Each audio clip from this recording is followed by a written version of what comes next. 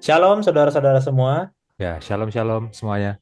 Shalom. Ya, puji Tuhan, kita masih bisa belajar bersama lagi. Ya, ini adalah apa namanya? Sesi tambahan ya, additional session di seri impromptu di Sekolah Sahabat triwulan kedua tahun 2024. Nah, ini adalah pemenuhan dari janji kami ya untuk pelajaran yang ke-10. Nah, nanti apa itu tentang apa? Materi ini nanti akan dijelaskan oleh Mas Jansen latar belakangnya ya. Tapi seperti biasa sebelum kita mulai, kita akan berdoa terlebih dahulu. Saya akan pimpin kita di dalam doa. Mari kita bersatu dalam doa. Bapak, terima kasih Tuhan atas kesempatan yang baik. Pada saat ini Tuhan kami akan belajar tentang Nirda Experience dari sisi medis. Engkau berkatilah saudara kami Barnis yang akan membawakan materi dan juga seluruh kami yang mendengarkan supaya apapun yang kami dengarkan Tuhan bisa berarti bagi kehidupan kami, terutama membuat kami lebih mengerti Tuhan tentang kejadian ini. Bapak, Engkau berkati supaya semuanya lancar dalam nama Yesus. Kami berdoa. Amin. Amin. Oke, Mas Jansen, silakan. Iya, oke. Terima kasih ya, Bil ya. Nah, bagi saudara-saudara yang belajar sekolah sampai setiap pekan, pasti ingat bahwa di pelajaran ke-10 beberapa pekan yang lalu, kita belajar tentang spiritualisme, bahayanya spiritualisme. Di situ kita belajar tentang doktrin keadaan orang mati menurut Alkitab, ya. Bagaimana orang mati itu dikatakan tidak tahu apa-apa, tidak ada lagi, tidak eksis, ya. Dan dikatakan bahwa di akhir zaman itu setan akan bekerja melalui bahaya spiritualisme. Setan akan bekerja lewat kepercayaan tentang kebakaan jiwa, ya. Kepercayaan bahwa jiwa itu baka, jiwa itu tidak pernah mati, hanya tubuhnya saja yang mati dan lain sebagainya. Ya. Dan yang menarik adalah pada pelajaran hari Jumat. Pada pelajaran hari Jumat, penulis sekolah sahabat kita, Mark Finley, mengutip seorang apologet. Apologet itu adalah orang yang pekerjaannya adalah membela iman Kristen, ya, dari keberatan, dari tantangan, misalkan dari pihak ateis itu keberatan terhadap iman Kristen, dari pihak ateis menantang iman Kristen. Apologet itu tugasnya adalah memberikan pembelaan dengan argumen, ya, membuktikan bahwa ini loh iman Kristen itu seperti ini, bisa dipertanggungjawabkan, gitu ya. Bukan hanya ke orang ateis sebenarnya, tapi Lee Strobel ini dia adalah apologet terhadap kaum ateis. Lee Strobel profesi aslinya jurnalis, tapi dia jurnalis sekaligus apologet, sangat terkenal, ya. Dan Lee Strobel menulis satu buku yang judulnya The Case for Heaven. Nah, ini saya tunjukkan ya, laman penjualan buku ini di Amazon. Ya barangkali saudara mau beli gitu ya untuk dibaca dan dikritisi gitu. Ya, tapi di sini kita bukan endorse ya, bukan endorse. Walaupun ada harganya itu. Lee Strobel, The Case for Heaven, a journalist, seorang jurnalis investigates, menginvestigasi evidence for life after death, bukti-bukti untuk kehidupan setelah kematian, ya. A Case for Heaven, sebuah bukti, pembuktian kasus untuk surga. Dia berusaha membuktikan surga itu ada. Karena dalam dia berdialog dengan ateis, ya, ateis ini adalah orang yang tidak percaya dengan Alkitab, tidak percaya dengan adanya eksistensi Tuhan, dan tidak percaya dengan adanya surga. Ateis. Oke? Lee Strobel sebagai seorang apologet berusaha untuk membantah ateis ini, membuktikan surga itu ada, karena surga itu bagian dari kepercayaan Kristen kan. Surga itu ada. Oke, ateis salah. Ateis salah ya, kalau ateis bilang surga itu nggak ada. Lee Strobel benar kalau Lee Strobel bilang surga itu ada. Tapi cara Lee Strobel membuktikan surga itu adalah dengan cara menggunakan argumen near death experience, pengalaman dekat mati. Jadi Lee Strobel membuktikan surga itu ada. Buktinya apa surga itu ada? Karena orang-orang yang hampir mati punya pengalaman dekat mati. Mereka punya pengalaman waktu mereka mati, mereka merasa rohnya keluar dari tubuh. Mereka merasa mereka punya kesadaran yang pergi kemana-mana. Mereka merasa mereka masuk ke sebuah tempat dan bertemu dengan orang-orang sebelumnya yang telah meninggal lebih dahulu. Ya, menurut Lee Strobel, ya, pengalaman dekat mati menjadi bukti kalau adanya surga. Ingat, ateis salah kalau ateis bilang nggak ada surga. Oke, tapi Lee Strobel juga salah kalau dia membuktikan surga dengan pengalaman dekat mati, dengan doktrin kebakaan jiwa. Ya, surga itu ada tapi bukan itu buktinya, karena doktrin kebakaan jiwa itu sendiri bertentangan dengan Alkitab. Ya, tapi pengalaman dekat mati ini bagaimana? Pengalaman yang bagaimana ini dialami oleh tubuh sehingga bagaimana seseorang yang hampir mati itu bisa mempunyai pengalaman seperti ini. Nah, kita butuh penjelasan medis ya. Karena bagaimanapun fenomena dekat mati adalah fenomena biologi gitu ya. Sehingga di sini kita sudah undang ya, kita sudah undang seorang dokter muda ya. Dokter muda itu adalah sarjana kedokteran. Dia sudah S1 kedokteran tapi belum dilantik jadi dokter ya. Sekarang dia sedang koas ya. Dia adalah sarjana kedokteran dari Universitas Gajah Mada dan sekarang sedang koas juga di universitas yang sama. Dia adalah teman kami dari Gereja Masih Atletik 7 Timoho, satu gereja dengan kami, dengan saya dan dengan Bill. Ya, dia adalah Barney Silva. Ya, halo Barney Silva, shalom. Shalom, selamat malam Kak. Selamat malam, sehat? Sehat, puji Tuhan. Puji Tuhan. Gimana koasnya, lancar? Lancar, puji Tuhan. Lancar ya. Semoga semua pasien-pasiennya yang di UGD ditangani dengan baik ya. Amin, amin. Amin. Ya, silahkan Barnis kasih kita penjelasan-penjelasan ya tentang Near Death Experience, singkatannya NDE ya, pengalaman dekat mati secara medis, sehingga ini bisa jadi informasi yang berharga bagi teman-teman semua ya, dan bisa melengkapi pengetahuan kita ya. Tapi di sini Baris hanya menjelaskan secara medis ya, secara medis ya. Jadi apapun yang berkait dengan teologi, dengan doktrin, itu nanti saya dan Bill yang akan menjelaskan ya, seperti itu ya. Oke, silakan Baris. Oke, selamat malam Kak Bill, Kak Rian. Terima kasih untuk Selamat kesempatannya. malam. Topik Near Death Experience ini sejujurnya nggak saya dapatkan di bangku kuliah ya Kak. Untuk spesifik Near Death Experience itu sejujurnya juga saya belum pernah belajar tentang ini. Dan dengan kesempatan ini saya jadi bisa lebih banyak literasi dan cari jurnal-jurnal tentang Near Death Experience. Dan jadi di sini kita belajar sama-sama sih Kak sebenarnya. Karena saya juga baru gitu membaca jurnal-jurnal tentang Near Death Experience ini. Jadi izinkan saya share beberapa hasil dari jurnal-jurnal yang saya baca tentang Near Death Experience. Nah sebelumnya biar kita ada bayangan atau gambaran, saya mau mulai dengan satu kasus gitu Kak, dari kisah nyata based on true story. Oke. Nah jadi kisah nyatanya ini dimulai dari perkenalan identitasnya. Jadi ada seorang wanita, usianya 30 tahun, latar belakang pendidikannya dia postgraduate dengan agama Hindu dan dia sudah menikah, satu anak usia masih bayi, masih 5 bulan. Ceritanya, pasien ini itu mengalami cedera kepala yang parah dan dia dibawalah ke UGD dengan GCS E1, V1, M2. Nah, sebelum kita lanjut ke case-nya, mungkin biar ini ya, biar nggak bingung apa itu GCS. Singkatnya, GCS itu skala yang dipakai untuk menilai tingkat kesadaran. Nah, tadi kan dibilang pasiennya itu E1, V1, M2. Jadi E itu singkatan untuk eye opening. Kalau misalnya matanya membuka dengan spontan, tanpa harus dipanggil Pak, tanpa harus ditekan-tekan, Pak, bangun, matanya udah terbuka spontan, itu nilainya 4. Nah, sedangkan pasien tadi E-nya berapa? Dia E-nya 1, artinya udah dipanggil, udah tekan-tekan Pak, udah nggak ada respon, matanya nggak membuka, itu dia E1. Terus tadi ibu ini, wanita ini, V-nya adalah 1 juga. V itu verbal response. Jadi kalau ada orang dibawa ke UGD, kita ajak ngomong, namanya siapa Pak? Alamatnya di mana? Atau misalnya tanggal lahirnya berapa? Dia bisa menjawab dengan nyambung, dengan jelas kata dan kalimatnya. Berarti dia terorientasi ya. Itu nilainya V-nya 5. Tapi ibu tadi ini, dia V-nya tuh 1. Artinya bahkan kata atau kalimat itu dia sama sekali tidak bisa mengucapkan gitu. Jadi dia dinilai V-nya 1. Dan terakhir tadi dia kan E1, V1, M2. M2 ini motor respons. Jadi dia kalau misalnya disuruh, Pak coba angkat tangannya, dia angkat tangan, angkat kaki sesuai perintah kita, dia nilainya 6. Tapi di sini dia nilainya 2. Jadi ketika dirangsang, misalnya ditekan nyerinya atau dibikin supaya dia merespon ya, dia merespon dengan tangannya diekstensikan. Jadi kayak ya gerakan ekstensi lah gitu, diluruskan gitu. Nah ini sekilas kesadarannya ya. Jadi kondisinya tuh udah kayak gitu, kondisi kesadarannya. Nah next kita lanjut gimana kasusnya setelah itu. Ternyata dia ini mengalami hematoma subdural akut dan dia perlu dioperasi. Itu di sebelah kiri otaknya.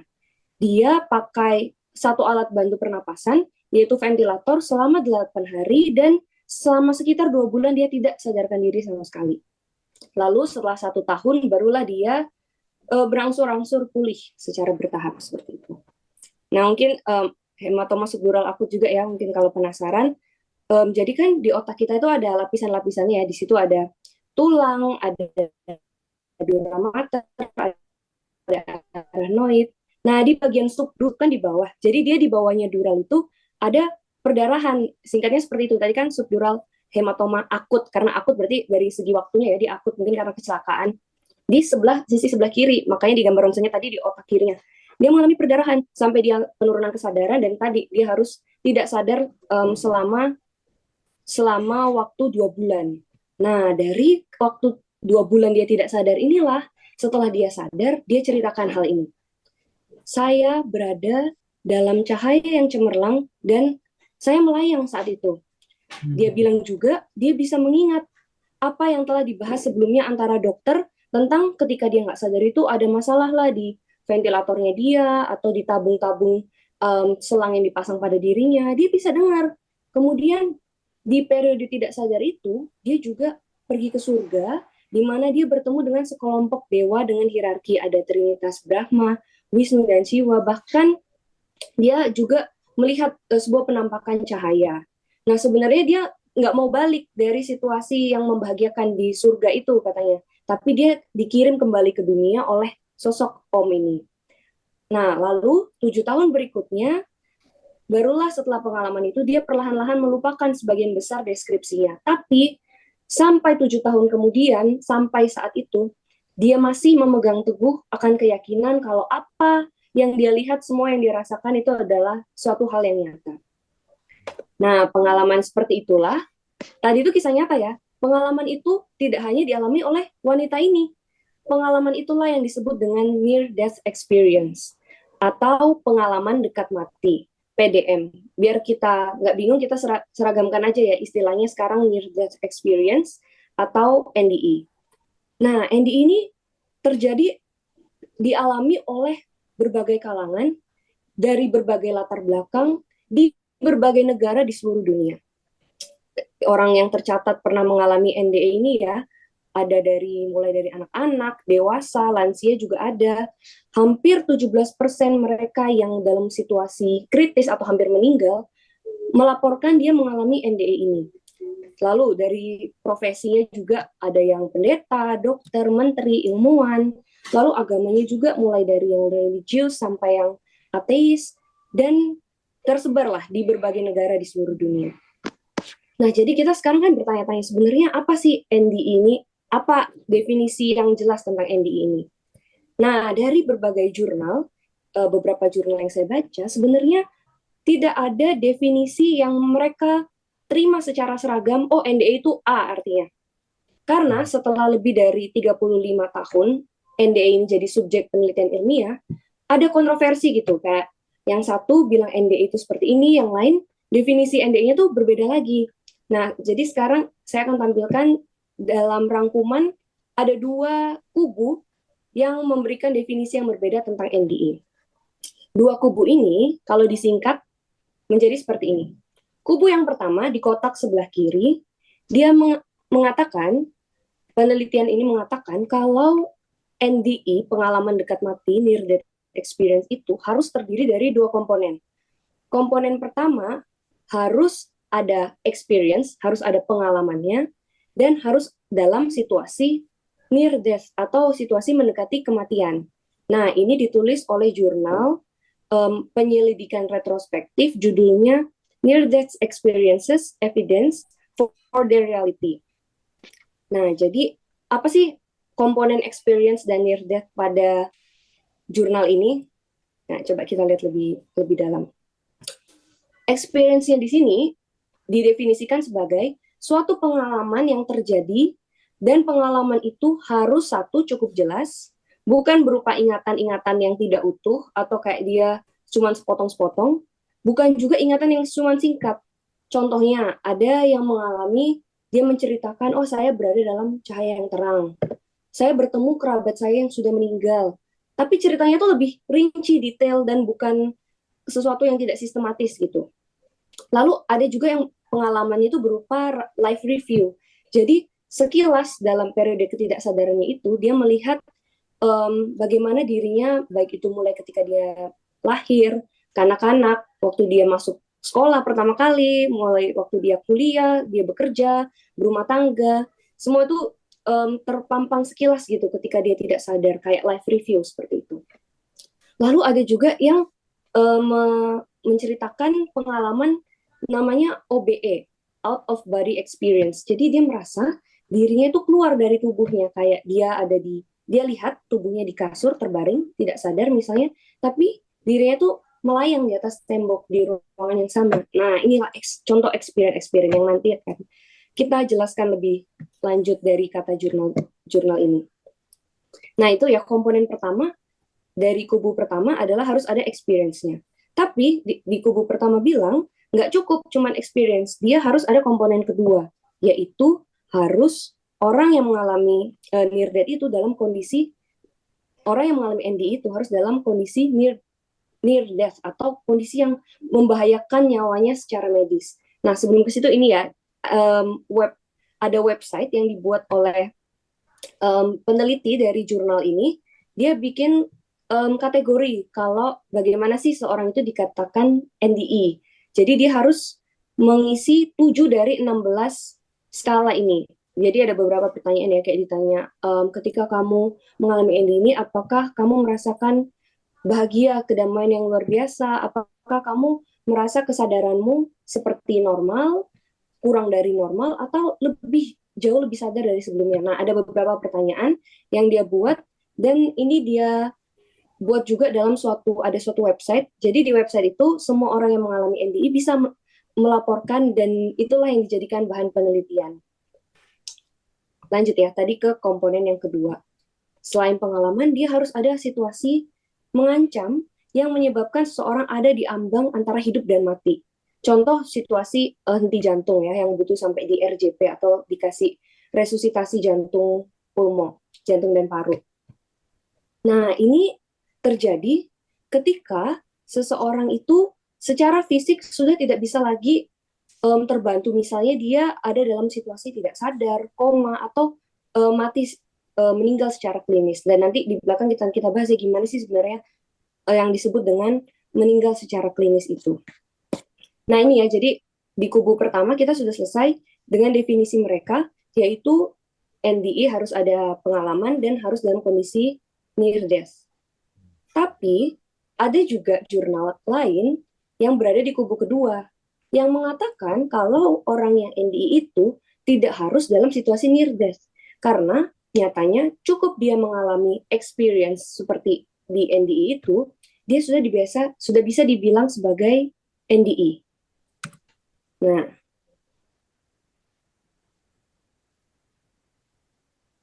next. Nah, ini ya. Jadi jurnal ini judulnya Near Death Experiences, Neuroscience Perspectives on Near Death Experiences. Jadi jurnal ini ditulis oleh Dr. Kevin Nelson. Dia mengatakan kalau near death experience itu nggak harus seorang yang benar-benar dalam kondisi krisis secara medis. Jadi ada satu penelitian, dia lakukan kepada 58 subjek, 58 orang yang mengalami NDE. Dari 58 orang yang disurvei, hanya 28 di antara mereka yang benar-benar true medical crisis, jadi benar-benar krisis secara medis. Sedangkan 30 sisanya, mereka tidak dalam bahaya medis pada saat itu. Ketika disurvei, baik yang kelompok 28 dan 30 ini, mereka mengalami pengalaman yang serupa. Ya, ada yang melihat dirinya keluar dari tubuhnya, ada yang melihat cahaya terang, ada yang melihat seperti dia berada dalam terowongan, ada juga yang mengalami emosi seperti apa ya, kebahagiaan yang luar biasa. Pengalaman itu sama, dikatakan tidak ada bedanya antara mereka yang benar-benar krisis secara medis dan mereka yang tidak berbahaya. Jadi dia bilang, separuh dari kasus near death, separuh dari kasus near death experience itu nggak benar-benar near death situasinya. Nah, kita lihat selanjutnya. Nah, kemudian biasanya orang mendefinisikan dia itu near death ketika dia itu henti jantung. Ya, ketika jantungnya itu berhenti dan harus diberikan RJP itu tadi, biasanya itu dikaitkan dengan situasi near death. Nah, ada yang selain henti jantung, ada yang juga mengalahkan posisi jantung sebagai penyebab near death, yaitu dikatakan adalah sinkop, yaitu 10:8. Kalau jantung tadi 8, 10 ininya sinkop, yaitu penurunan kesadaran secara mendadak dan terjadi sementara. Contohnya bisa pingsan. Nah, dikatakan di jurnal itu, peran sinkop itu penting dalam NDE. Kenapa? Karena dari catatan beberapa neuroscience, orang yang mengalami sinkop atau penurunan kesadaran mendadak dan sementara ini juga bisa menghasilkan gejala-gejala seperti yang dialami orang-orang NDE. Ya, seperti dia ada yang keluar dari tubuh, dan lain sebagainya. Dan dikatakan seringkali ini menjadi ladang subur bagi pengalaman spiritual katanya. Dan ini juga menjelaskan kenapa lebih dari 18 juta orang Amerika mungkin pernah mengalami NDE menurut laporan US News dan World Report tahun 97. Nah, dibilang juga kalau OBE atau out of body experience, pengalaman di luar tubuh, dialami sekitar 10% dari orang yang sinkop ini. Oke, kita lanjut dulu. Nah, kalau mungkin sekarang kita bertanya-tanya ya, sebenarnya di mana sih posisi dari klinisi atau pandangan tentang peneliti tentang NDE ini sebenarnya nyata atau tidak? Mungkin saudara, bahkan saya ya, sebenarnya saya juga bertanya-tanya, sebenarnya di mana sih pandangan atau statement klinisi peneliti tentang NDE ini, apakah nyata atau tidak? Ternyata ada paradoks, karena ada yang mengatakan NDE itu nyata dan tidak dapat dibuktikan secara medis, jadi itu sesuatu di luar ranah penjelasan medis. Ya, contohnya di jurnal ini tadi ya, yang ditulis oleh Dr. Jeffrey Long, mengatakan itu tidak bisa dibuktikan secara medis. Tapi penelitian lain juga bilang, yang ditulis Dr. Kevin Nelson tadi, kalau NDE ini ada penjelasannya secara medis, baik dari fungsi otak dan lain sebagainya, dia jabarkan di situ. Nah, kalau yang dijelaskan oleh Dr. Jeffrey Long tadi ya, ini penjelasannya. Penelitian itu mengatakan kalau NDE itu nyata. Dan kenapa dia katakan nyata? Karena ada beberapa rangkaian bukti, dia jabarkan di situ ada beberapa line of evidence yang menunjukkan bahwa NDE ini tidak dapat dijelaskan dengan fungsi otak. Jadi secara medis nggak ada penjelasannya. Contoh, dia bilang contohnya seperti ini. Biasanya NDE terjadi bersamaan dengan henti jantung, yang tadi ya, situasi henti jantung. Studi sebelumnya menunjukkan kalau biasanya setelah orang itu henti jantung, umumnya 10-20 detik kemudian dia itu mengalami ketidaksadaran atau tidak adanya aktivitas elektrik pada gelombang otak yang pakai alat elektroensefalogram. Jadi dia bilang kalau orang yang, bahkan dia bilang ya, orang biasanya ada yang setelah dihenti jantung, ada yang amnesia, dia lupa sebelumnya saya habis ngapain, saya jalan dari mana mau kemana. Jadi sangatlah tidak mungkin orang yang NDE, yang situasinya itu near death, bisa mengingat dengan baik situasi, tempat, dengan siapa, apa yang dia lihat, dan diceritakan dengan detail, dengan baik, seperti orang yang sadar. Dia pakai logikanya, misalnya kita tidur, kita kan kadang mimpi ya, kita mimpi aja, kita bisa lupa semalam tuh kita mimpi apa, mimpiku tuh apa ya, kayaknya aku mimpi di sini deh, tapi aku lupa di situ aku ngapain, sama siapa, kayak nggak semuanya bisa aku ingat. Itu aja kita yang sadar, yang fungsi otak normal sedang tidur.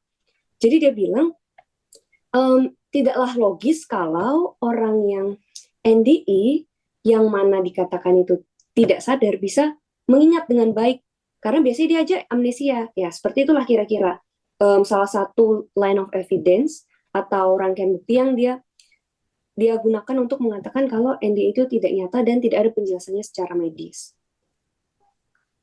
Nah, lalu kalau kita lihat jurnal ini juga mengatakan, jadi dia bikin survei ya, disurvei dari 1.100 22 orang yang mengalami NDE, dibuatlah pertanyaan, menurut Anda, bagaimana Anda melihat realitas pengalaman Anda saat ini? Dikasih pilihan, ada yang A, pengalaman ini was definitely real, benar-benar nyata, atau probably real, kemungkinan nyata, atau tidak nyata, atau sama sekali tidak nyata. Dan survei itu menunjukkan kalau 95,6% responden mengatakan kalau NDE yang saya alami adalah benar-benar nyata. Dan kita tahu dari latar belakang mereka yang disurvei, dari berbagai profesi ya, bahkan di situ ada dokter, ada ilmuwan, ada pengacara, ada perawat. Dan jurnal ini mengatakan, ini menunjukkan kalau sebagian besar mereka yang mengalami NDE, 95,6%, mengatakan kalau pengalaman mereka itu nyata, dan itu membawa kesan yang khusus untuk kehidupan mereka pribadi. Sehingga kita harus berhati-hati mengatakan NDE sebagai sesuatu yang tidak nyata. Ini kata-kata dari jurnal tersebut. Kemudian dari 9 line of evidence yang diberikan jurnal ini menjelaskan kalau harusnya NDE ini tidak bisa dibuktikan secara medis sekali lagi. Nah, sekarang kita berpindah ke pandangan selanjutnya yang mengatakan setiap gejala yang terjadi pada NDE, setiap features yang dialami para NDE, para orang-orang yang mengalami NDE ini, ada penjelasannya secara medis. Tetapi Dr. Kevin Nelson ini dalam jurnalnya juga bilang, sebagai dokter kita harus berhati-hati untuk memberi statement tentang nyata atau tidaknya NDE ini. Tugas dokter adalah menjelaskan apa yang dialami secara medis, tetapi untuk hal-hal berkaitan etis kita harus berhati-hati untuk menjaga mentalitas pasien. Kira-kira seperti itu. Nah, karena ya itu tadi, pengalaman NDE ini berkaitan biasanya dengan memori yang meninggalkan kesan khusus bagi emosi mereka, sehingga perlu berhati-hati ketika menyampaikan itu. Nah, di jurnal ini dia menjelaskan apa saja yang terjadi ketika NDE dan bagaimana penjelasannya baik dari itu fungsi otak dan hal-hal lain yang berkaitan dengan medis. Dan saya menemukan satu jurnal yang menarik, yang dia cukup dengan tegas bisa mengatakan, nah judul jurnalnya aja sudah seperti ini, coba ya. There is nothing paranormal about near-death experiences. Jadi tidak ada yang supranatural tentang NDE. Dan bagaimana neuroscience menjelaskan ketika seseorang itu melihat cahaya, bertemu dengan orang yang sudah meninggal, dia menjelaskan masing-masing dari features NDE ini. Oke, saya akan mulai penjelasannya. Saya akan pure baca isi dari jurnal ini, dan kalaupun ada tambahan itu adalah untuk menjelaskan term-term medis yang ada, terminologi medis yang ada di jurnal ini. Jadi, jurnal ini mulai dengan epidemiologi. Sekitar 3% orang Amerika menyatakan mereka pernah mengalami near-death experience atau pengalaman dekat mati. Tetapi, berlawanan dengan anggapan orang pada umumnya, tidak ada hal yang supranatural dalam pengalaman ini. Sebaliknya, NDE adalah manifestasi dari fungsi otak normal yang menjadi kacau akibat peristiwa traumatis, atau kadang NDE ini juga terjadi pada peristiwa yang harmless atau tidak berbahaya secara medis. Nah, seringkali banyak gagasan bahwa kematian adalah awal menuju afterlife atau awal yang baru, kehidupan setelah kematian, dan itu adalah tempat di mana orang-orang bertemu kembali dengan orang terkasih yang sudah hidup di surga. Dan ini adalah hal yang umum dalam sebagian besar doktrin teologis. Dan doktrin teologis ini diperkuat oleh laporan dari orang-orang yang pernah mengalami pengalaman dekat mati atau NDE ini. Biasanya pengalaman-pengalaman ini meninggalkan kesan yang tidak bisa terhapuskan dalam kehidupan seseorang, hingga seringkali bisa menyebabkan seseorang ini berkurang rasa takut akan kematian daripada rasa takut yang pernah ada sebelumnya. Nah, pengalaman-pengalaman ini telah diamati di berbagai budaya dan ditemukan dalam literatur sejak zaman Yunani kuno. dan juga diperkuat dalam buku-buku yang sekarang bisa kita temukan di berbagai toko buku.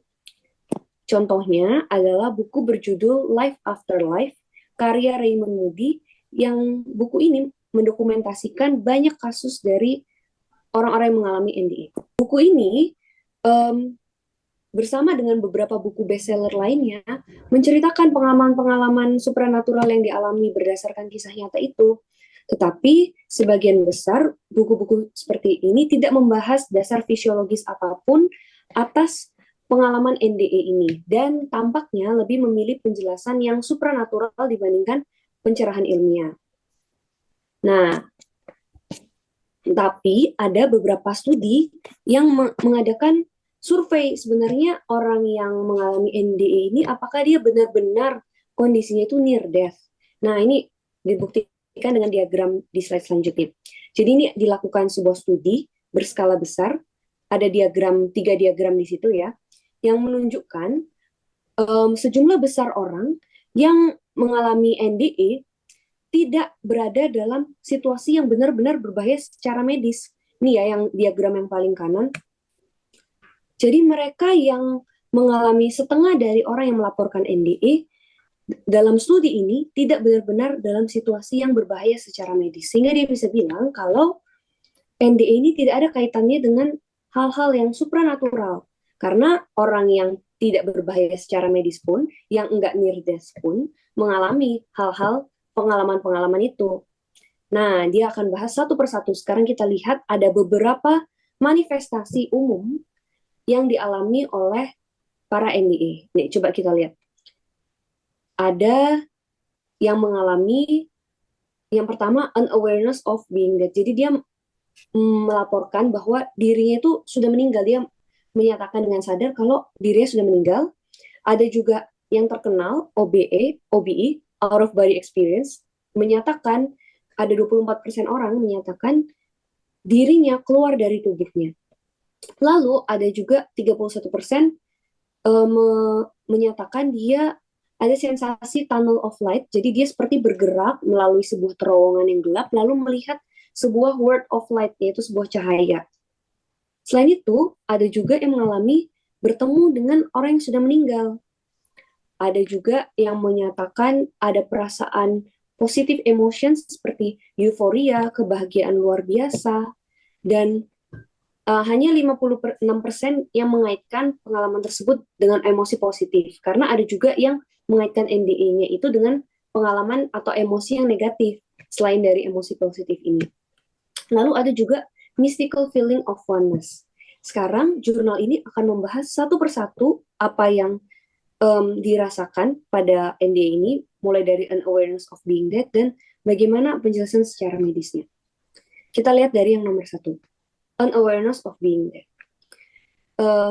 Kasus atau cerita tentang unawareness of being dead ini akan membuka pikiran kita kalau ternyata sensasi atau kejadian ketika seseorang itu merasa dirinya meninggal tidak hanya dialami oleh orang yang NDE.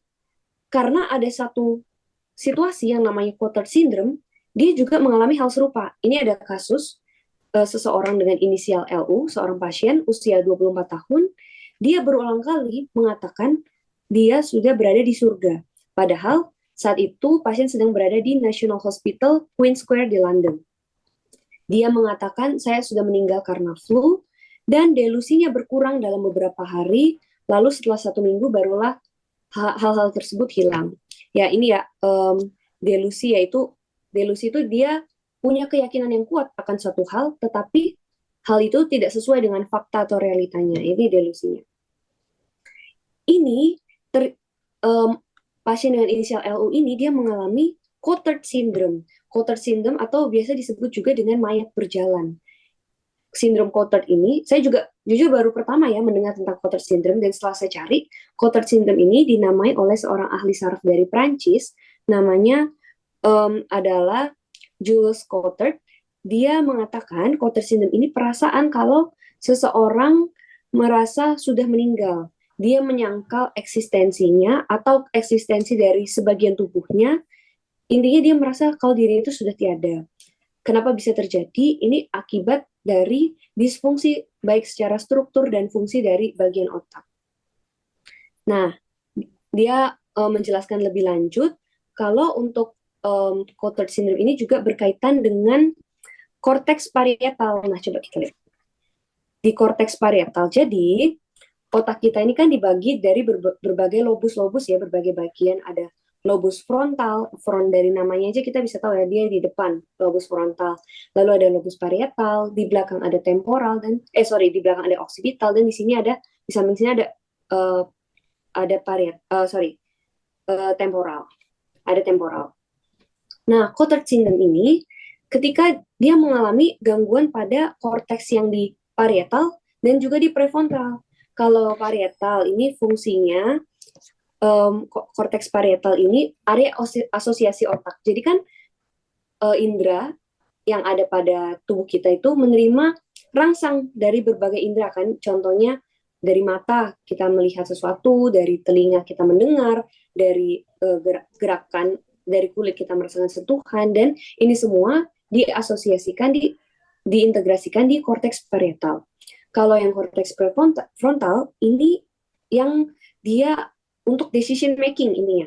Dia untuk membuat keputusan, respon emosi, mempertahankan memori kerja. Jadi ketika dua bagian di otak ini terganggu, menghasilkanlah sindrom Cotard ini, atau sensasi seperti seseorang itu merasa dirinya sudah tiada, dirinya sudah meninggal. Nah, itu penjelasan pertama ya, untuk unawareness of being dead. Kalau kita berpindah ke sensasi kedua, yang tidak kalah terkenal, yaitu out of body experience. Perasaan di mana seseorang merasa dirinya keluar dari tubuhnya dan dia melayang. Jadi ada autoskopi juga, dia bisa melihat tubuh seseorang dari atas. Dia bisa lihat siapa yang mengunjunginya waktu sakit, bahkan waktu dia tidak sadar. Nah, inilah yang dikatakan out of body experience. Mari kita singkat OBE aja.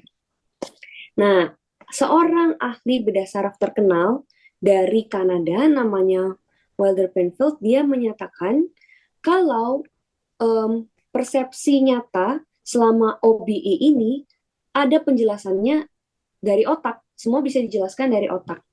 Dan pengalaman-pengalaman ini juga biasanya terjadi selama pola tidur yang terganggu, yaitu misalnya pada sleep paralysis. Jadi paralysis itu kan lumpuh, sleep tidur. Jadi kelumpuhan tidur, atau kalau bahasa biasanya apa ya, ketindihan mungkin ya. Nah, ini jadi kayak dia merasa dia mau bangun, mau sadar, tapi tubuhnya mendadak kayak apa, freeze, nggak bisa digerakkan seperti itu.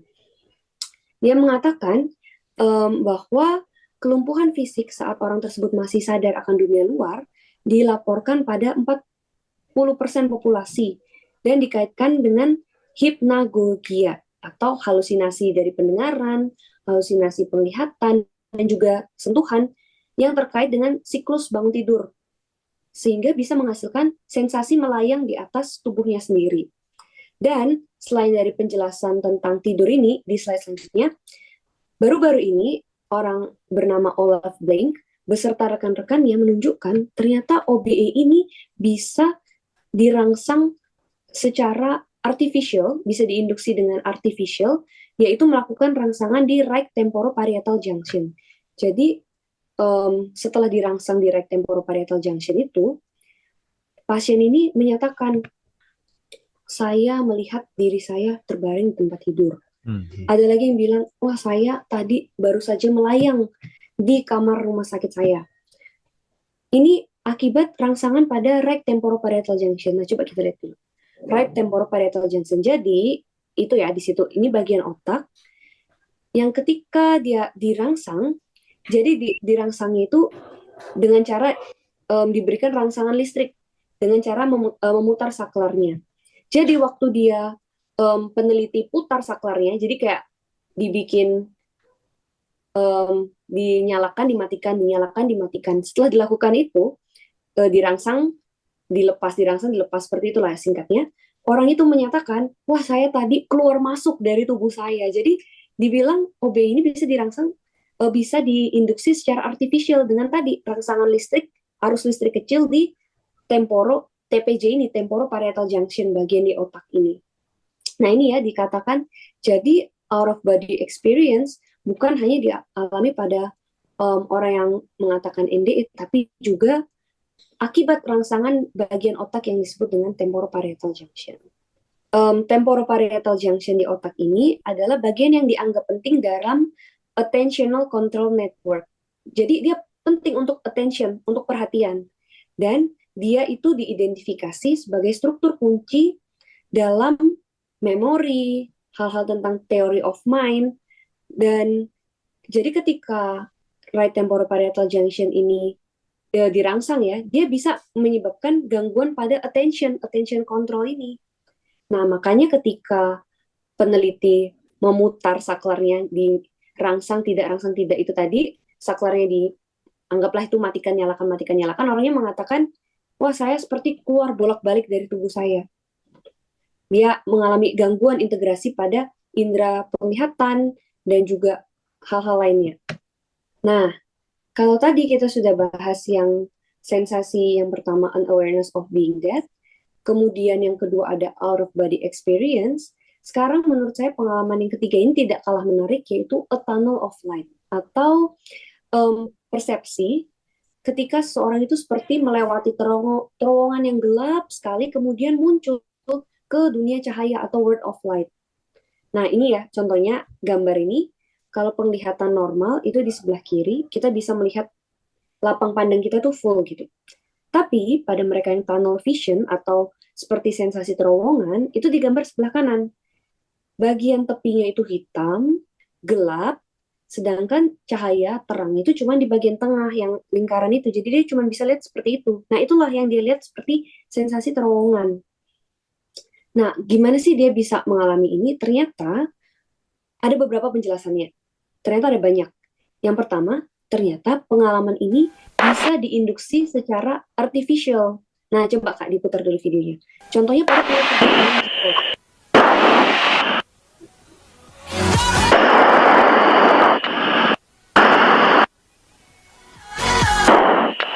Get after it, here it comes.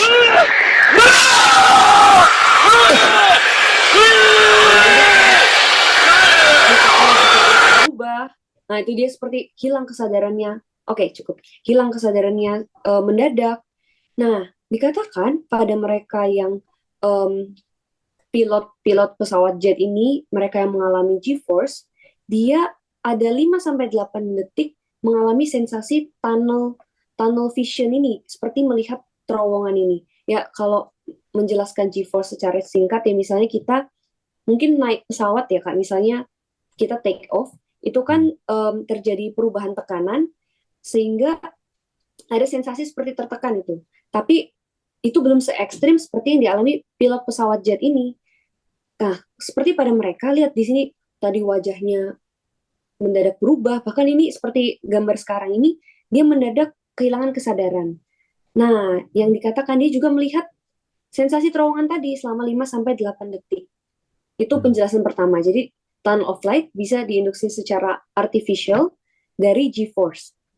Nah, lalu yang kedua, ada penjelasan lain juga. Katanya, jurnal ini mengatakan tunnel of light juga bisa terjadi pada situasi iskemi retina. Iskemi itu kondisi waktu pasokan darah dan oksigen itu berkurang. Jadi kalau iskemi retina di retina mata, oksigennya atau pasokan darahnya itu berkurang. Nah, mereka yang pasokan darahnya berkurang di retinanya juga bisa lihat seperti tunnel of light tadi, ya sensasi terowongan itu. Selain itu, pasien-pasien glaukoma, kalau tahu glaukoma itu saraf matanya rusak karena tingginya tekanan di bola mata. Biasanya bisa karena diabetes mellitus atau kencing manis, hipertensi atau tekanan darah tinggi, itu menyebabkan tekanannya tinggi di bola mata, jadi sarafnya rusak. Nah, itu bisa juga bikin tunnel vision tadi, melihat seperti di terowongan. Nah, itu penjelasannya. Ternyata penjelasannya nggak sampai situ. Ada lagi penjelasan lain yang menurut saya juga cukup menarik ya untuk saya baca. Nah, jadi penjelasannya itu dikaitkan dengan otak ini. Jadi, katanya tunnel vision, sensasi terowongan tadi itu berkaitan dengan ketakutan yang ekstrim dan hipoksia, yaitu dua proses yang umum terjadi saat kondisi mendekati kematian. Hipoksia itu adalah kondisi ketika seseorang kekurangan oksigen. Jadi penjelasannya, ketika kondisi situasi near death, seseorang itu hipoksia atau kekurangan oksigen kan biasanya. Kekurangan oksigen itu menyebabkan sel-sel yang ada di mata itu menjadi tidak responsif sehingga menyebabkan penglihatan terowongan. Nah, mungkin bagian sini agak bingung, jadi saya jelaskan dulu. Jadi, di mata kita, di retina kita, itu ada dua sel yang mengatur, yang namanya sel batang sama sel kerucut. Sel batang itu dia ada banyak di perifer. Perifer itu di tepi dari retina kita. Di tepi retina kita, fungsinya sel batang itu dia untuk mengatur penglihatan di bagian tepi. Dia biasanya juga untuk bertanggung jawab untuk penglihatan pada cahaya yang rendah. Sedangkan sel yang kedua itu sel kerucut, cone, dia itu untuk penglihatan pusat. Dia lebih bertanggung jawab untuk penglihatan detail, warna, dan biasanya dalam kondisi cahaya terang dia lebih efektif. Nah, jadi ketika seseorang itu mengalami hipoksia, kondisi near death tadi kekurangan oksigen, maka kekurangan oksigen ini menyebabkan sel batangnya yang nggak responsif. Nah, sel batang tadi fungsinya apa? Untuk penglihatan perifer. Makanya mereka yang NDE, kekurangan oksigen, makanya tadi matanya cuma bisa melihat yang bagian tengah. Kenapa? Karena sel batang yang untuk melihat perifernya itu tidak berfungsi. Nah, seperti itu kira-kira. Jadi ini ada gambar otak di situ. Itu saya cuma mau nunjukin aja gambar otak itu kan ada yang berperan untuk bagian otak yang berperan untuk penglihatan. Itu korteks visual, itu namanya primary visual cortex. Dia diatur oleh sel-sel dua sel ini, sel batang sama sel tepi. Makanya ketika otaknya kekurangan oksigen, ya seperti yang dijelaskan tadi bisa menyebabkan sensasi seperti terowongan. Nah, kira-kira sampai sini membingungkan nggak ya penjelasannya? Jelas, Baris, jelas. Jelas kan ya? Ya itu dia, makanya jelas-jelas seperti terowongan, orang sel batang yang nggak berfungsi, sel batang yang nggak respon, makanya tinggal sel kerucutnya aja bisa lihat tengahnya doang. Nah, menurut saya ini menarik ya penjelasan tunnel of light. Oke, sekarang kita lanjut ke yang selanjutnya. Bagaimana orang ND ini juga bertemu dengan kerabat atau orang-orang yang sudah meninggal. Biasanya di cerita-cerita fiksi dan film ada gagasan ya kalau kita sudah meninggal, kita dikelilingi oleh jiwa-jiwa dari mereka yang sudah meninggal juga, dikelilingi oleh malaikat-malaikat atau sosok-sosok spiritual di tempat yang damai ya, seperti di surga dan lain sebagainya. Tapi jurnal ini bilang banyak studi ilmu saraf menunjukkan kalau fungsi yang salah dari otak atau masalah pada otak juga bisa menyebabkan penglihatan serupa seperti melihat orang meninggal tadi, bertemu dengan malaikat-malaikat dan lain sebagainya, itu juga bisa karena ketidaknormalan pada otak. Nah, contoh nih, yang pertama penyakit Alzheimer.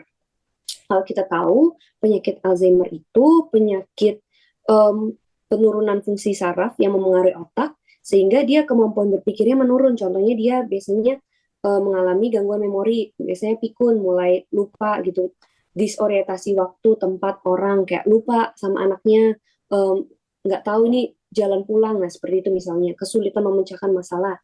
Dikatakan orang-orang yang Alzheimer ini juga bisa berhalusinasi, melihat hantu, bahkan monster. Nah, contoh lain, nggak cuma Alzheimer, ada yang kedua, pada orang yang mengalami Parkinson. Di slide selanjutnya. Nah, mungkin kakak-kakak di sini tahu ini siapa? Mungkin pernah dengar, pernah lihat. Betul, Hawkins. Dia mengalami Parkinson disease atau penyakit neurodegeneratif kronis di mana ada sistem sarafnya itu mengganggu fungsi otak yang untuk mengatur gerakan. Jadi tangannya bisa bergerak di luar kontrol dari otaknya. Contohnya mengalami tremor, postur tidak stabil, gangguan gerakan halus. Dikatakan orang yang mengalami Parkinson ini juga bisa loh mengalami halusinasi, melihat orang yang sudah meninggal, melihat monster, bahkan seperti pada Alzheimer tadi. Nah, kenapa bisa gitu? Coba kita lihat penjelasannya. Nah, dikatakan bahkan mereka ada yang melihat mayat tanpa kepala berjalan di depan rumahnya, atau rumahnya didatangi orang yang sudah meninggal. Nah, ini ternyata katanya berkaitan dengan lesi palidotomi. Apa sih lesi palidotomi? Nah, sebelumnya coba jelasin ya.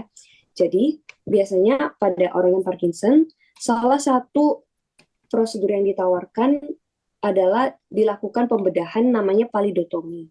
Jadi, di palidotomi ini kita akan melakukan seperti membuat kerusakan kecil pada bagian otak namanya globus pallidus interna. Nah, itu ada gambarnya, itu di globus pallidus internanya kita coba dalam tanda kutip melakukan kerusakan kecil gitu. Fungsinya supaya mengurangi gejala tremor, gerakan abnormalnya itu berhenti pengennya. Nah, dilakukan pembedahan tadi pada globus pallidus internus, yang mana globus pallidus interna ini adalah bagian dari basal ganglia otak. Apa sih fungsinya dari basal ganglia otak? Jadi, basal ganglia otak itu kumpulan struktur di otak kita yang fungsinya untuk mengatur gerakan. Makanya tadi dilakukan proses pembedahan ini untuk mengurangi gerakan-gerakan abnormal tadi. Ini tujuannya baik ya seperti itu. Tapi ada efek sampingnya. Efek sampingnya adalah menyebabkan halusinasi, melihat ya sosok-sosok seperti monster atau sosok-sosok lain yang berkaitan dengan orang yang sudah meninggal. Kenapa bisa dia halusinasi? Dikatakan berkaitan dengan dopamin. Nah, jadi akibat proses pembedahan palidotomi ini, dia akan mengubah fungsi jalur dopaminergik di otak. Kalau kita pernah dengar ya, hormon dopamin ini kalau misalnya dia menjadi tidak seimbang, dia akan menyebabkan berpotensi memicu halusinasi. Yang mana sebelumnya dopamin ini adalah suatu hormon yang dimana dia itu memberi sensasi kesenangan, satisfaction, seperti kepuasan dan juga motivasi. Jadi dikatakan intinya adalah ketika akibat lesi palidotomi ini, tremornya atau gerakan tidak normalnya itu tertangani, tetapi ya efek sampingnya karena gangguan jumlah dopamin, akhirnya dia bisa melihat halusinasi seperti itu. Nah, ada penjelasan lainnya juga. Coba Kak, kita next. Yaitu stimulasi listrik juga. Jadi dilakukan percobaan, jurnal ini melakukan penelitian, ketika bagian otak yang namanya gyrus angularis ini distimulasi, itu akan menghasilkan sense of presence, atau kita bisa merasakan ada seseorang berdiri di belakang kita hanya ketika distimulasi pakai listrik di wilayah gyrus angular ini ya. Kalau fungsinya gyrus angular itu adalah bagian otak yang untuk fungsinya adalah untuk mengenal kognisi spasial dan attention, bisa juga untuk reasoning, bisa juga untuk memori, dan juga untuk kognisi sosial. Jadi ketika dia dirangsang, diberikan stimulasi listrik, yaitu tadi menyebabkan, wah seperti ada orang yang hadir di belakang kita. Nah itu kira-kira beberapa penjelasan tentang bagaimana sih bisa seseorang melihat halusinasi, melihat orang yang sudah meninggal, ternyata tidak hanya pada NDE saja. Oke. Nah, ini yang terakhir, berkaitan di mata secara langsung. Masih tentang bagaimana bisa ada sensasi melihat orang yang sudah meninggal. Jadi, di mata kita ada struktur namanya makula. Itu ada gambarnya di situ. Ditunjukkan makula, ini bagian kecil di retina yang fungsinya untuk penglihatan bagian tengah atau sentral yang tajam dan detail.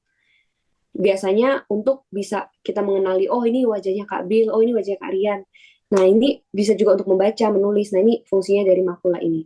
Jadi ketika dia mengalami degenerasi atau mengalami kerusakan, penurunan fungsi, itu berpengaruh kepada penglihatan. Sehingga seseorang yang mengalami degenerasi makula ini mengakibatkan halusinasi visual. Dia bisa menceritakan, melihat karakter dongeng, melihat hantu. Ya mirip ya seperti yang di Parkinson dan Alzheimer tadi sebelumnya.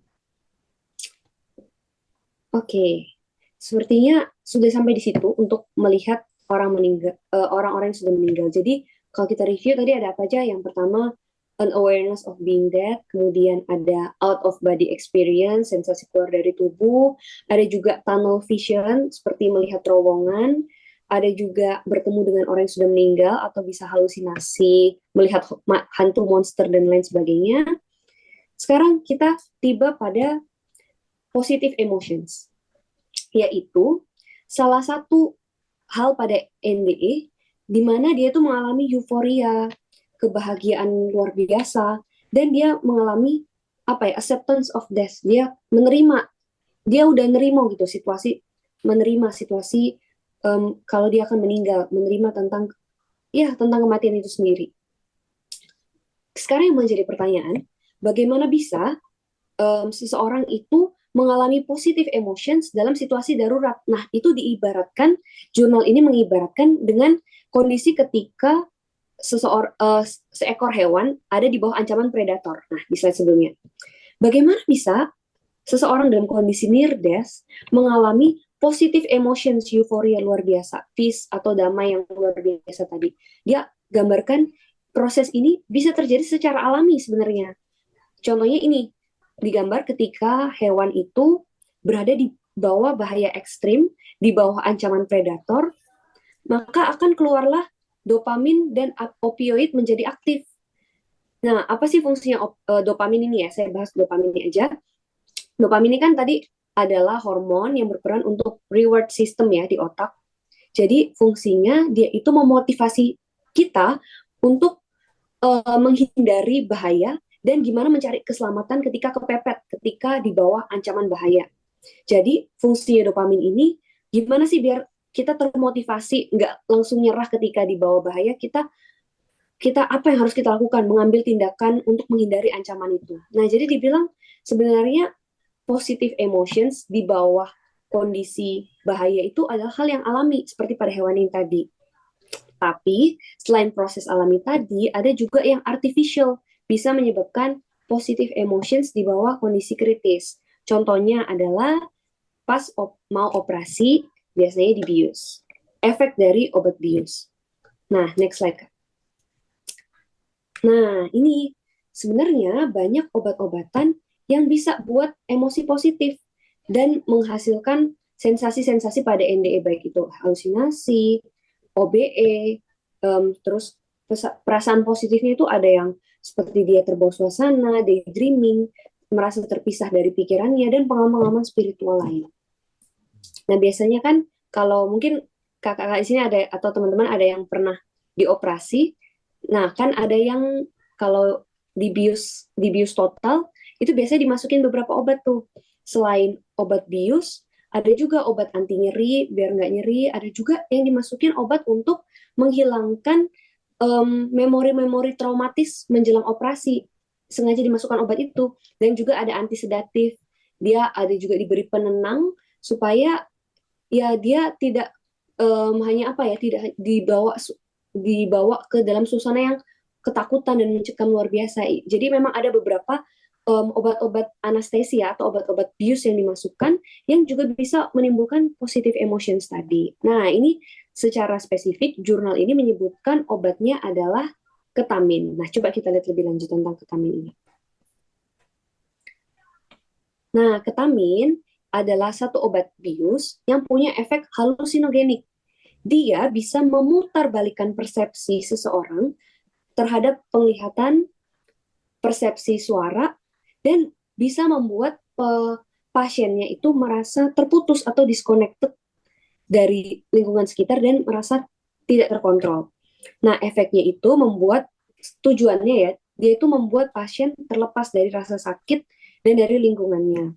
Nah, ini juga dia selain itu, ketamin ini sebenarnya ada efek untuk amnesia, supaya dia nggak mengingat peristiwa-peristiwa selama dia di bawah pengaruh obat bius itu. Untuk ada anti nyerinya juga. Nah, inilah obat ketamin ini yang dikaitkan dengan kondisi perasaan bahagia, positive emotions. Kenapa bisa terjadi seperti itu? Jadi penjelasannya, ketamin ini, selama pemberian obat ketamin ini, akan menyebabkan korteks prefrontal, nah tadi front ya, berarti di depan, mengalami gangguan dan memicu sensasi yang memuaskan dari sistem opioid. Itulah kenapa mungkin bisa terjadi halusinasi itu setelah dimasukkan ketamin. Nah, kira-kira itu ya kita sudah dapat lumayan banyak nih beberapa hal-hal yang dialami oleh orang yang mengalami NDE. Dan sekarang kita tiba pada pengalaman berikutnya, yaitu mystical feeling of oneness. Ini adalah pengalaman di mana pasiennya itu merasa dirinya seperti bersatu dengan oknum yang lebih tinggi dari dirinya. Ya, sesuai kepercayaannya, misal dia merasa seperti menyatu dengan Tuhan di surga, dan lain sebagainya.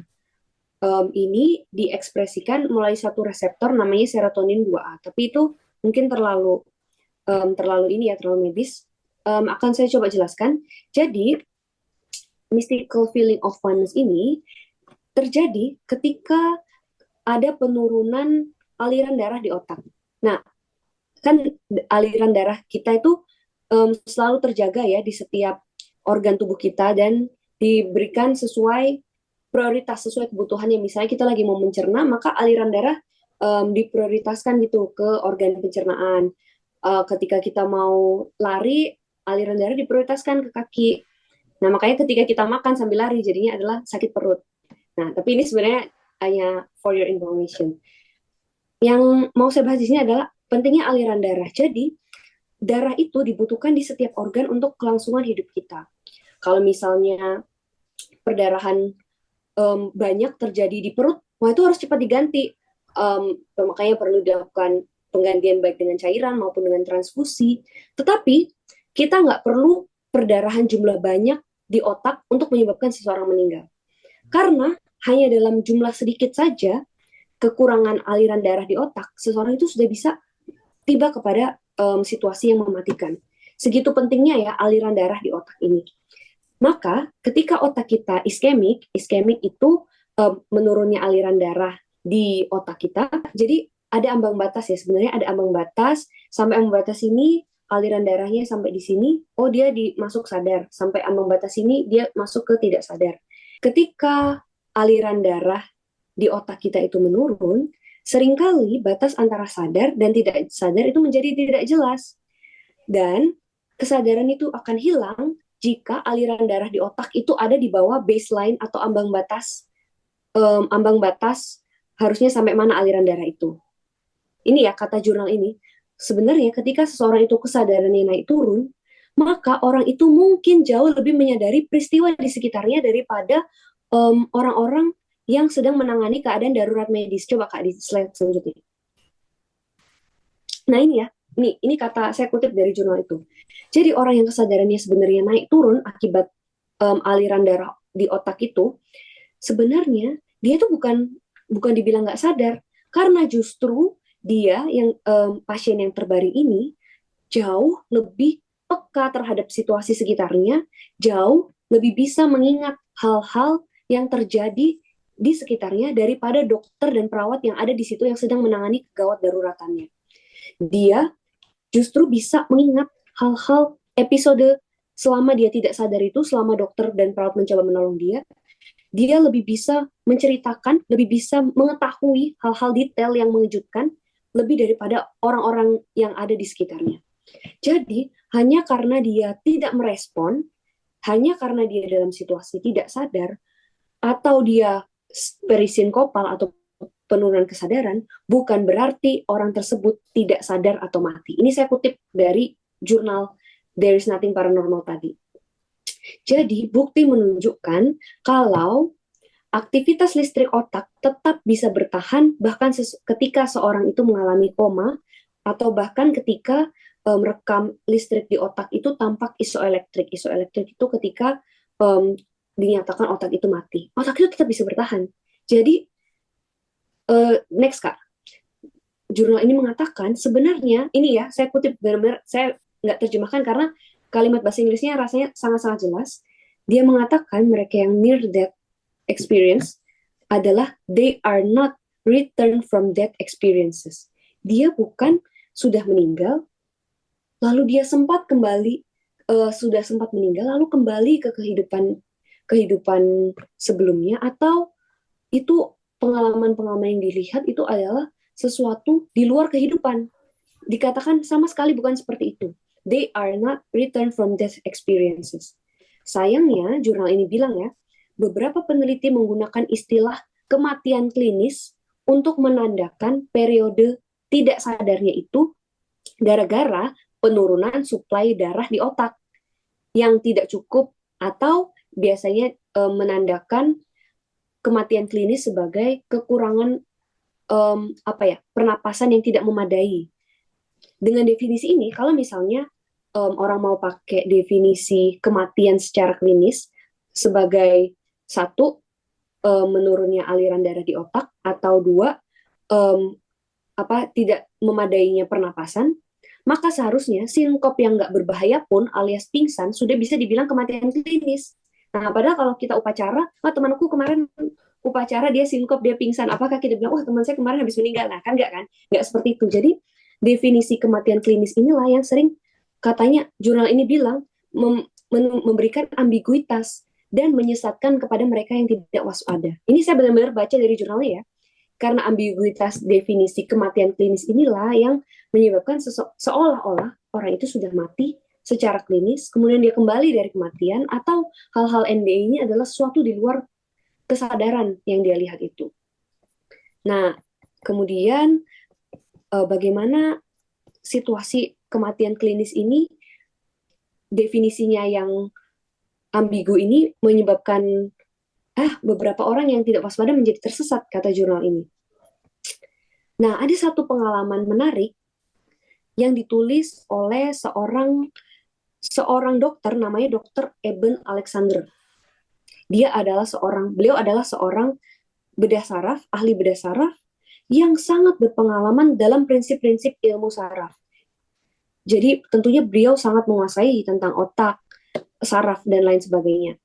Jadi ceritanya Dr. Eben Alexander ini sempat mengalami penyakit meningitis atau radang di selaput otak yang menyebabkan dia tidak sadar sampai ke kondisi delirium. Jadi delirium itu dia kesadarannya menurun dan juga menyebabkan gangguan mental. Dan selama situasi kesadaran menurun itu, beliau mengalami NDE. Dan dia menceritakan, menuangkan perjalanan NDE-nya yang fantastis dalam sebuah buku yang diberi judul Proof of Heaven. Nah, dia ceritakanlah semua pengalamannya di sini. Tapi, ada satu pertanyaan sederhana yang tampaknya bisa menggugurkan pendapat beliau tentang NDE. Yaitu, kapan dalam deliriumnya atau periode ketidaksadarannya itu, NDE-nya itu muncul. Karena beliau tidak memberi jawaban yang jelas atas pernyataan itu, maka penulis jurnal ini menyatakan tidak ada dasar ilmiah untuk pernyataannya bahwa pengalaman NDE tersebut terjadi saat otaknya benar-benar mati. Yang digarisbawahi saat otaknya benar-benar mati. Jadi bisa saja beliau memang mengalami itu, tetapi bukan dalam kondisi otak benar-benar mati. Ingatan delirium dari Dr. Alexander ini menunjukkan satu hal. Ya, kita ingat tadi apa background-nya, dia seorang neurosurgeon, seorang ahli bedah saraf yang tentu jauh lebih memahami tentang otak, tentang bagaimana kelainan-kelainan otak bisa menyebabkan hal-hal serupa, tetapi menceritakan pengalaman NDE. Nah, penulis jurnal ini mengatakan, dari cerita ini kita tahu bahwa pengaruh NDE bisa sebegitu kuatnya menggabungkan antara keyakinan dan sains, bahkan dalam pikiran seorang ahli neurosurgeon, ahli bedah saraf seperti Dr. Eben Alexander ini. Dan ini juga menunjukkan bahwa indera kita dan gambaran mental yang berasal darinya bisa menipu kita tentang apa yang kita pikir kita ketahui. Jadi bahkan ketika kita merasa kita tahu tentang otak, ketika kita merasa kita tahu tentang anatomi, fungsi, cara kerja otak, ini bisa saja menipu ketika kita mengalami sesuatu yang berkaitan dengan indera dan mental, sesuatu yang berkesan pada kita. Jurnal ini mengatakan seperti itu. Dan pernyataan Alexander ini bertentangan dengan kata-kata bijak seorang ahli bedah saraf Kanada tadi yang kita bahas, namanya Wilder Penfield. Dia menyimpulkan bahwa sebagai ilmuwan kita hanya bisa, dia katakan begini, sebagai ilmuwan kita cuma bisa menyajikan data tentang otak dan mengajukan hipotesis fisiologis yang relevan dengan apa yang terjadi pada mind, pada pikiran kita. Tetapi sebagai manusia, dia percaya bahwa tidaklah masuk akal, kata beliau, untuk berharap bahwa setelah kematian, pikiran mungkin terbangun ke sumber energi lain. Dia katakan, prinsip dasar ilmu saraf menyatakan bahwa semua pengalaman manusia berasal dari otak. Sejauh ini, narasi NDE cocok dalam kerangka ilmu saraf konvensional. Dan dilanjutkan, terkadang saya mendengar bahwa ilmu saraf gagal menjelaskan bagian dari ingatan seseorang tentang NDE mereka. Termasuk tentang OBE, sensasi-sensasi seperti melihat orang yang sudah meninggal, yang menawarkan bukti objektif bahwa kesadaran dapat ada tanpa otak yang hidup. Jadi mereka yang menjelaskan ini sebenarnya gagal menceritakan bagaimana bisa ada kesadaran tanpa otak yang hidup.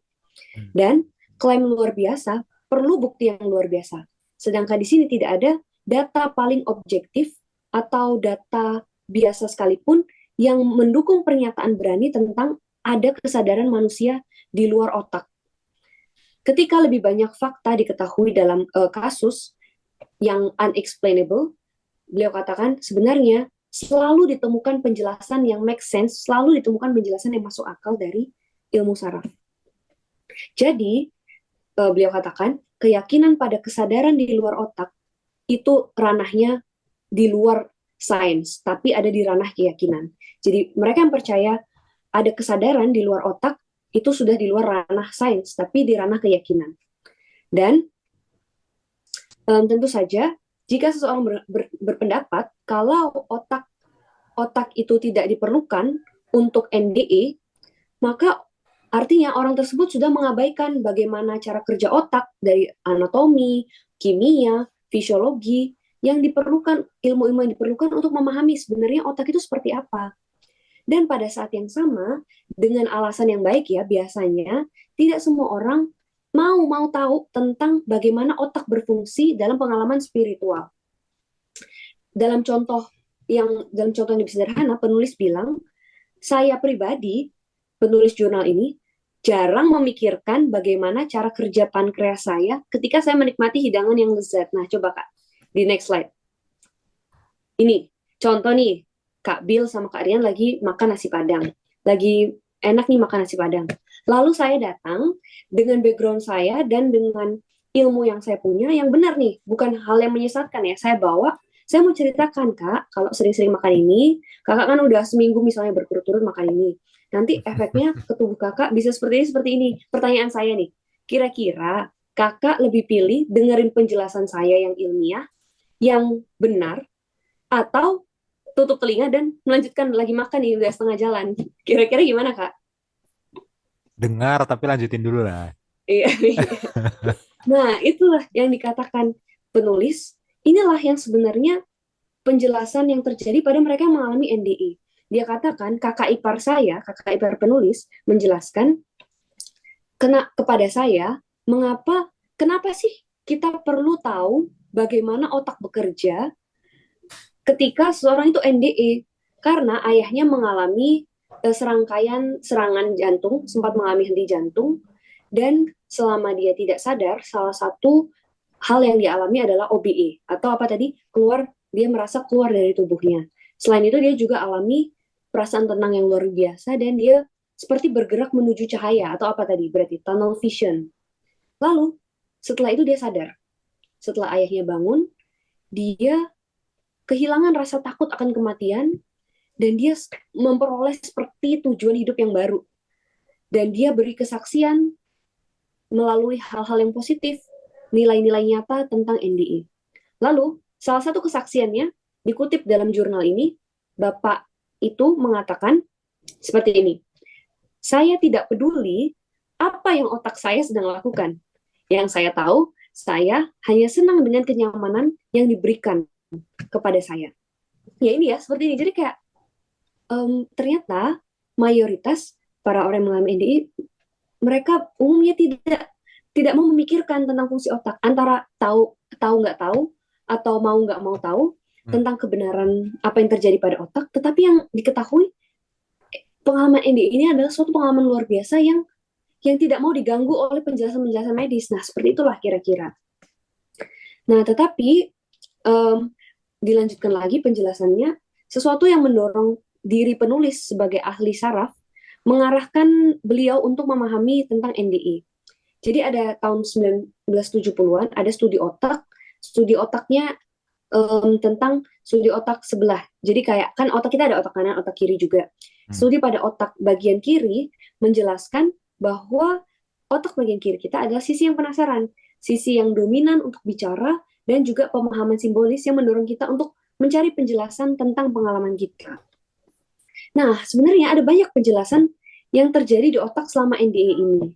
Tapi sisi penasaran atau kebanyakan gagasan itu gagal karena kebanyakan tidak mengakui bahwa pengalaman NDE ini pasti melibatkan salah satu atau bahkan lebih sistem fisiologis, biokimia, dan struktur anatomi di tubuh kita. Nah, banyak faktor-faktor lain yang juga harus diperhitungkan. Faktor-faktor yang hanya sedikit mendapat perhatian. Karena kesadaran atau consciousness adalah pusat dalam banyak pengalaman dekat mati atau NDE. Dan penjelasan tersebut harus membahas mekanisme yang mengatur tentang kesadaran. Nah, ini ada sedikit ya tentang limbic system. Dia membahas jurnalnya itu Understanding the Neurobiological Mechanism of Near-Death Experiences. Jadi dia menjelaskan bagian otak, di situ ada bagian namanya locus coeruleus yang dilingkarin bagian kecil. Jadi ini adalah wilayah di otak yang fungsinya melepas hormon noradrenalin. Nah, yang mana noradrenalin ini fungsinya untuk noradrenalin ini fungsinya akan meningkat ketika dia dalam kecemasan, stres, atau kondisi tingginya karbon dioksida dalam darah. Yang mana dia sangat terhubung dengan wilayah antara amigdala dan hipokampus. Kalau amigdala itu bagian otak kita yang berhubungan sama emosi, hipokampus itu bagian yang berkaitan sama memori ingatan. Makanya amigdala dan hipokampus, emosi dan ingatan. Makanya seseorang cenderung lebih tersimpan memorinya pada sesuatu yang berkaitan dengan emosinya. Nah, contoh, biasanya kita itu lebih cenderung mengingat seseorang yang berkaitan dengan emosi, antara seseorang itu baik banget atau seseorang itu kebaliknya, sangat-sangat menyebalkan. Nah, itu karena ada kaitannya dengan emosi sehingga lebih mudah gitu untuk diingat. Nah, ini juga berkaitan dengan pengalaman antara memori dan emosi, menjelaskan bagaimana sih mekanisme dari near death experience, yang mana yang tersimpan di ingatan adalah lebih kepada apa yang berkesan. Ya, seperti yang kita ketahui tadi, pengalaman near death experience, bayangkan melihat surga, berjalan bertemu dengan orang yang dikasih yang sudah tiada, itu sesuatu yang sangat-sangat memikat secara emosi, dan itulah yang sebenarnya tersimpan dalam memori. Sekarang kita tiba kepada kesimpulan, ini saya ambil dari tabel jurnal tersebut, mengapa ada gejala-gejala pada near death experience atau feature-feature yang ada, dan bagaimana penjelasan secara neuroscience. Tadi ya, tunnel vision atau penglihatan terowongan berkaitan dengan iskemi retina, penurunan aliran darah atau oksigen di retina. Kemudian sensasi cahaya berkaitan dengan sistem penglihatan kita, contohnya pada siklus tidur REM, yang ini saya tidak jelaskan lebih lanjut lagi. Kemudian melihat orang yang sudah meninggal, out of body experience, berkaitan dengan kalau out of body experience ada yang dirangsang di temporoparietal junction di otaknya, hanya dengan saklarnya dimatikan, nyalakan, orangnya bilang, wah tadi saya keluar masuk dari tubuh saya, seperti itu. Kemudian ada life review, itu mengaktifasi memori ketika kita menghadapi bahaya, lalu dan lain sebagainya, sampai kepada mystical oneness yang dikaitkan dengan sistem limbik tadi. Nah, inilah kira-kira penjelasan secara medis apa yang terjadi pada near death. Ini pure dari jurnal yang sumber tertera yang saya bacakan, dan kiranya ini bisa sedikit membuka pikiran kita ya tentang apa yang terjadi. Nah, mungkin sampai di sini Kak Bill. Saya kembalikan ke Kak Bill dan Kak Rian. Ya, ya. Terima kasih ya, Barnis ya. Saya juga cukup yang pertama ini ya, Saya kaget. banyak informasi jadi sangat menambah pengetahuan, tapi yang kedua mungkin dalam beberapa bagian, ternyata jadi dokter itu susah ya. Ya, Kak, Jadi bingung ya, Kak? jadi kamu kuliah seperti ini ya, Barnis ya, setiap hari ya. Iya, Iya, kira-kira sangat gitu. sangat detail ya. Iya. Iya, Dan saya rasa topik ini juga bukan hanya sulit bagi kita yang bukan dari latar belakang medis ya, tapi dari orang yang sudah kuliah kedokteran pun tetap akan sulit ya membahas ini ya. Jadi butuh riset khusus lagi, butuh membaca lebih banyak lagi ya. Ya, sebelum nanti Bill kasih tambahan, saya mau rangkumkan ya. Kira-kira tadi yang Baris bilang itu apa ya? Baris bilang bahwa ada dua pandangan tentang near death experience. Yang pertama, hanya experience-nya saja, atau harus experience plus keadaan berbahaya, keadaan hampir mati, itu ya. Kemudian ada dua pandangan lagi. Ada yang berpandangan bahwa near death experience ini tidak bisa dijelaskan secara ilmiah. Ada yang berpandangan bisa dijelaskan secara ilmiah gitu ya. Itu. Kemudian Baris menjelaskan, memaparkan ya sebuah jurnal yang menjelaskan bahwa nothing paranormal, tidak ada sesuatu yang paranormal dan supernatural tentang near death experience, yang dia satu-satu pengalamannya itu ditinjau. Setiap pengalamannya itu ada penjelasannya itu menurut jurnal tadi ya. Dan ini kira-kira dari banyaknya pengalaman itu yang banyak juga penjelasannya sudah dirangkum dalam tabel ini ya, dalam tabel ini. Ya, kesan yang saya dapat adalah waktu ini ya, waktu Baris tadi menjelaskan satu orang pakar, dia sudah sangat ngerti tentang otak, tapi dia bisa tertipu dengan pengalamannya sendiri. Karena Baris bilang jarang orang waktu dia punya pengalaman yang berhubungan dengan inderanya, dia mikirin otakku lagi gimana ya. Dia fokusnya pengalamannya. Statement teologis ini bukan dari Barnis, tapi dari saya gitu ya. Kalau ada teman-teman yang punya keluarga atau punya teman yang punya pengalaman seperti ini, dapat cerita ya, ya bisa jadi yang dia alami memang itu tampaknya yang dia lihat ya. Karena otaknya apa di otaknya terjadi sesuatu sehingga dia mengalaminya seperti itu. Tapi bukan berarti realitanya seperti itu. Ya, dia harus lihat otaknya sedang apa itu, sedang apa yang terjadi di otaknya sehingga dia bisa lebih mengevaluasi pengalaman inderanya itu, gitu. Itu dari aku. Gimana dari Bill? iya. Ya, sebelumnya terima kasih Barnis sudah kita repotkan untuk ini. Iya. Apa saya udah sering dengar nih sebelum saya tambahkan secara teologi, tapi saya udah sering dengar Barnis bawa materi ya, karena kan dia juga aktif di apa namanya di Public Campus Ministry di Jawa Tengah ataupun di gereja kita sendiri dan materinya biasanya biasanya selalu tentang medis karena latar belakang pendidikan. Nah, tapi boleh saya bilang ini adalah penjelasan Barnis yang paling medis yang pernah saya dengar di sepanjang saya pernah dengar dia ngobrol bicara gitu ya. Karena menurut saya satu berat materinya benar kata Rian, materinya sendiri udah berat.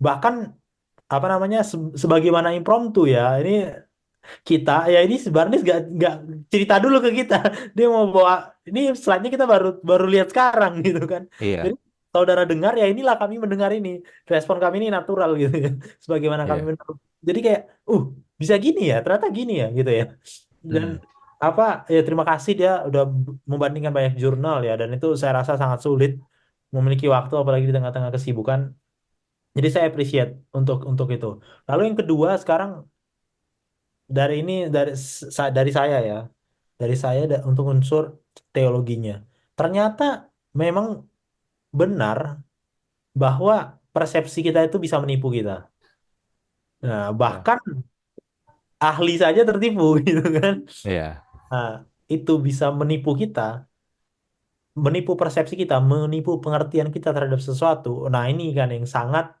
berbahaya dalam sisi teologi gitu ya karena artinya gini nih kalau apa indera saya saja pengertian saya saja yang memang itu adalah hasil dari kinerja otak yang entah itu tadi ada bagian yang degenerasi atau ada hormon yang naik atau turun atau bla bla bla apapun itu alasannya tapi itu bisa menipu saya akibat persepsi saya sendiri artinya dari unsur teologinya saya memerlukan sesuatu untuk membilang bahwa ini tuh nyata atau tidak karena persepsi saya itu bisa menipu saya ya saya lupa kutipannya di Ron Robert pernah bilang bahwa kita memerlukan sesuatu Alkitab itulah yang akhirnya menjadi benchmark persepsi kita karena persepsi kita tuh bisa menipu persepsi kita tuh bisa menipu mm, bisa bisa musuh gunakan ya iblis gunakan untuk menipu kita nah apalagi pelajaran 1 triwulan kita terutama pelajaran 10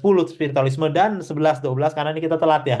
Hmm, 12, nah itu menjelang apa? Mujizat-mujizat. Itu kan persepsi semua nanti akhirnya. Wah, ini iya, kelihatan, wah ini.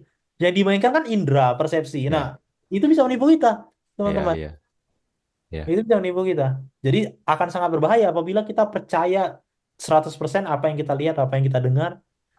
Ini. Kita iya. memerlukan sesuatu untuk bilang bahwa ini nyata, ini tidak.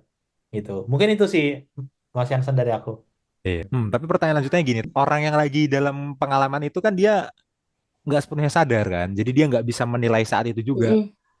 Hmm. Misalnya, aku kasih contoh aku lah, misalkan, amit-amit gitu, semoga tidak ya, tapi mengalami itu, terus aku lihatlah out of body experience, anggaplah gitu.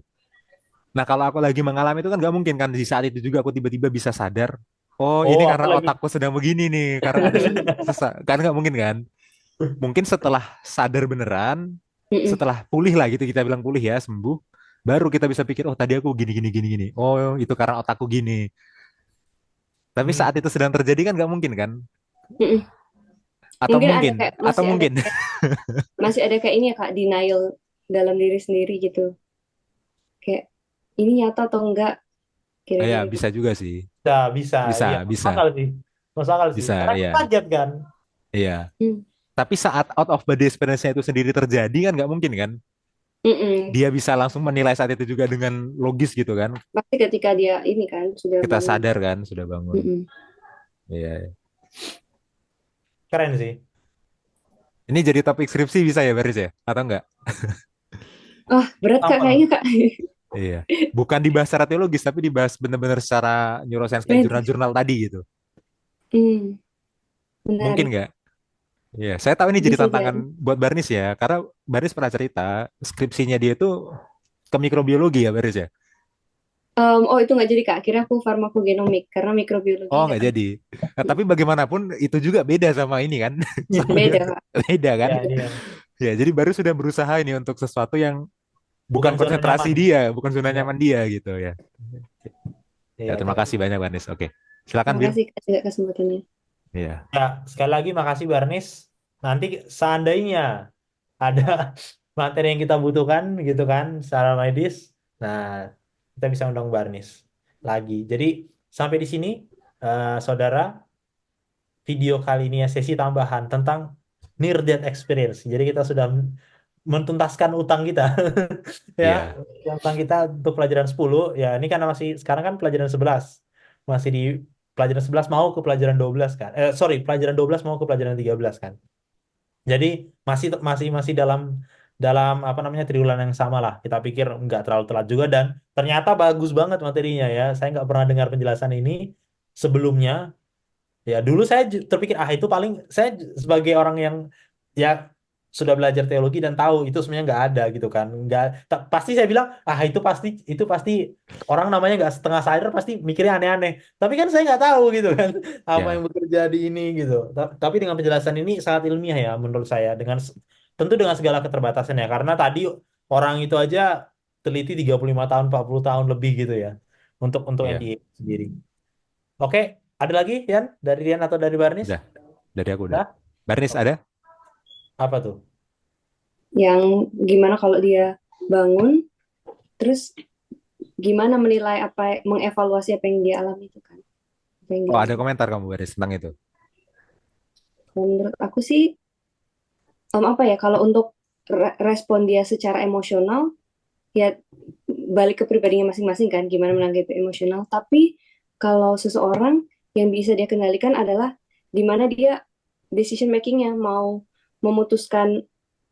Nih, dia kan misalnya ada orang yang bedanya antara yang punya prior knowledge tentang ini tuh apa sama yang enggak. Kalau yang enggak punya basic tentang ini apa pasti cenderung kepada percaya kan Kak. Cenderung kepada tahu inilah cenderung kepada ya udah meyakini apa yang dilihat. Tapi mereka yang mungkin sudah pernah literasi, sudah pernah belajar juga akan punya pandangan yang berbeda. Jadi itu kembali lagi kepada apalagi kalau kaitannya dengan ini keyakinan.